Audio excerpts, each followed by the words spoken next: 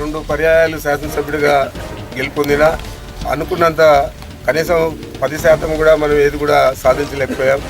కాబట్టి మా అందరికీ కూడా నేను మీరు అనుకున్నట్లు మీ సొంత విషయాలలో కానీ లేదా మీ గ్రామాల అభివృద్ధి కానీ పట్టణాభివృద్ధి కానీ మీరు అనుకున్నంత నేను చేసి పోవచ్చు. అవన్నీ కూడా మనసులో పెట్టుకోకుండా మీరు చేయండి.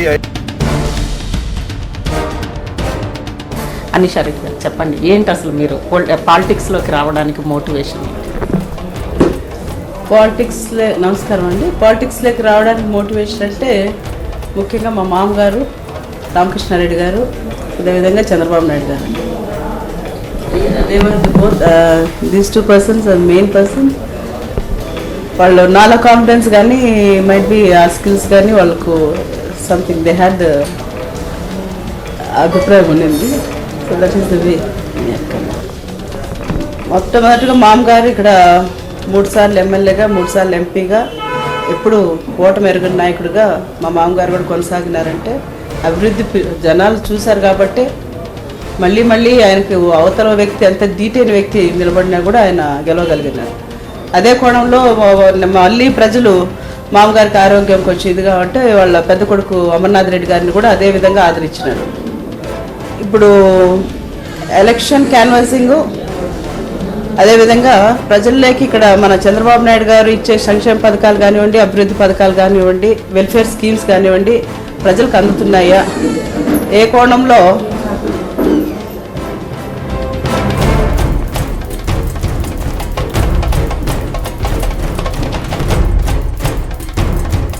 గత 30-40 సంవత్సరాల నుండి పొంగనూరు నియోజకవర్గానికి పట్టిన రాజకీయ గ్రహణం వేయడానికి కూడా ఇదే శుభకరణము. ఈరోజు మనం చూస్తున్నాము, పొంగనూరు నియోజకవర్గము ఆంధ్రప్రదేశ్ లో అత్యంత వెనుకబడిన నియోజకవర్గంగా ఉంది. ఒక్క ఎమర్జెన్సీ హాస్పిటల్ కూడా లేని నియోజకవర్గం అంటే పొంగనూరు మాత్రమే. ఒక్క టెక్నికల్ కాలేజ్ కానీ ఓ మంచి ఉన్నత విద్యకు సంబంధించిన కాలేజీలు లేని నియోజకవర్గం ఉంది అంటే కేవలం పొంగనూరు నియోజకవర్గమే. గత 15-20 సంవత్సరాల నుండి కనీసం పొంగనూరు ప్రాంతంలో యువతకు సంబంధించి ఒక్క ఫ్యాక్టరీ కూడా ఒక్క కంపెనీ కూడా రాని నియోజకవర్గం ఉంది అంటే కేవలం పొంగనూరు నియోజకవర్గమే. మన ప్రాంతంలో ఉన్న సమస్యలు, మన నియోజకవర్గంలో ఉన్న సమస్యలు ఈ రోజు ఏ ప్రాంతంలోనూ లేదు. మనము పెద్ద పెద్ద సిటీలతో మనము కంపేర్ చేసుకోవాల్సిన పని లేదు. ఈ రోజు మన పక్కనున్న మదనపల్లి కానివ్వండి, పలమనేరు కానివ్వండి, పీలేరు, చిత్తూరు, కలిగిరి, మన చుట్టూ ఉన్న అన్ని ప్రాంతాలు అన్ని రకాలుగా అభివృద్ధి చెందుతున్నాయి. కానీ పొంగనూరు నియోజకవర్గం మాత్రము గత 30-40 సంవత్సరాల నుండి అంతకు ముందు ఎలా ఉందో ఈ రోజు కూడా అలాగే ఉంది. మనం నీళ్ల కోసం కొట్లాడుతున్నాము, రోడ్ల కోసం కొట్లాడుతున్నాము, ఈ రోజు కాలేజీల కోసం కొట్లాడుతున్నాము, ఫ్యాక్టరీల కోసం కొట్లాడుతున్నాము, హాస్పిటల్స్ కోసం కొట్లాడుతున్నాము. కానీ గత 30-40 సంవత్సరాల నుండి ఏ మాత్రం అభివృద్ధి చెందింది లేదు. ఇక్కడ పొంగనూరు నియోజకవర్గం నుండి వచ్చిన పార్టీలు కావచ్చు, ప్రభుత్వాలు కావచ్చు, నాయకులు కావచ్చు, పుంగనూరుని బేస్ చేసుకుని అభివృద్ధి చెందారు తప్ప పుంగనూరుని అభివృద్ధి చేసింది ఏ మాత్రం లేదు. శూన్యము. ఇది కరెక్ట్ కాదు. పుంగనూరు నియోజకవర్గం కూడా మనకు అభివృద్ధి చెందాలి. అన్ని ప్రాంతాలతో పాటు మనము అభివృద్ధి చెందాలి. ఇక్కడ చదువుకోవడానికి, ఉన్నత విద్యలు అభ్యసించడానికి కావాల్సిన కాలేజీలు కావాలి.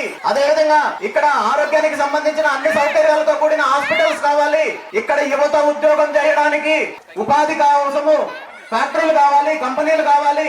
ఇక్కడ అన్ని రకాల సౌకర్యాలు కావాలి అనే ఉద్దేశంతో నేను ఈ రోజు ఏ పార్టీతో సంబంధం లేకుండా, ఏ జెండాతో సంబంధం లేకుండా ఇక్కడ పొంగనూరు నియోజకవర్గంలో ఉన్న సమస్యల్ని అజెండాగా తీసుకొని మేము ముందుకు వచ్చాము. ఇప్పటి వరకు నాయకుల్ని, పార్టీలని చూసి చూసి చూసి పూర్తిగా విసిగిపోయినాము. తరాలు మారుతున్నాయి కానీ పొంగనూరు పరిస్థితి మారడం లేదు, బతుకులు మారడం లేదు. గ్రామాల్లో ఈ రోజు కనీసం తాగునీరు ఇవ్వలేని పరిస్థితుల్లో ప్రభుత్వాలు ఉన్నాయి. దీని అంతటికి కారణము ఇక్కడ ఉన్న నాయకులు.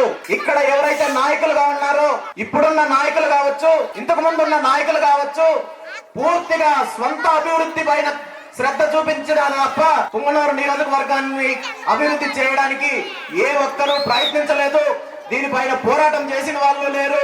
కేవలం రాజకీయంగా అభివృద్ధి చెందుతారు. వ్యక్తిగత కక్షలతోటి రాజకీయంగా బలపడటం కోసము, తన వర్గాలను బలపరచుకోవడం కోసము, వ్యాపారాలు అభివృద్ధి చేయడం కోసము ఇక్కడ నాయకులు ప్రయత్నించారు తప్ప పొంగనూరు నియోజకవర్గ అభివృద్ధి కోసం ఇప్పటి వరకు ఏ ఒక్క నాయకుడు ప్రయత్నించలేదు.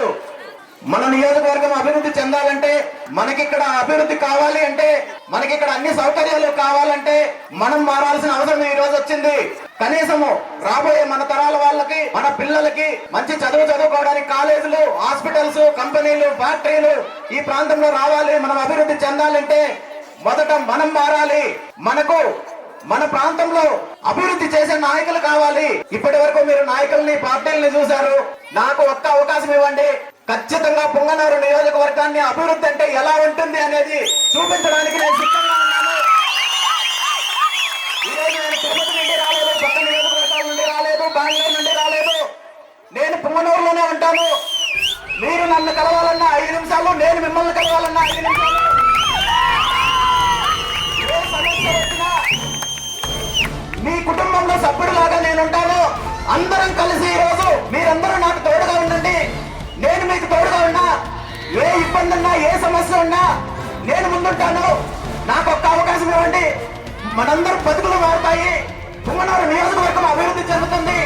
మన ప్రాంతంలో, మన పట్టణంలో కావలసిన అన్ని సౌకర్యాలు వస్తాయి.